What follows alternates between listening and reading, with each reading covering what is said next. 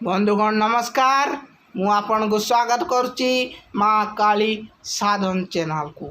मु पद्मनाभ आपण को कहवा को जाऊँगी एक मंत्र कि मंत्र जहाँ द्वारा चामुंडा माने आपण को दर्शन देवे एवं आपण को यथार्थ वर देवे।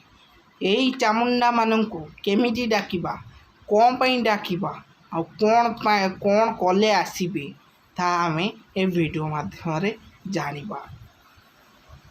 प्रथम थर आपण जदि अमावास्या राति 1111 थर ये मंत्रटी जप करती ताले चामुंडा माने खुशी होकि आपण को बर देवा को आसती।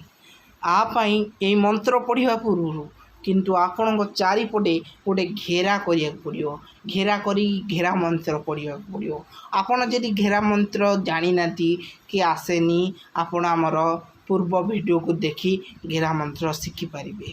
तार लिंक आमे डिस्क्रिप्शन ले भी दे देचु आपण सेठ जाइकी देखिपारती।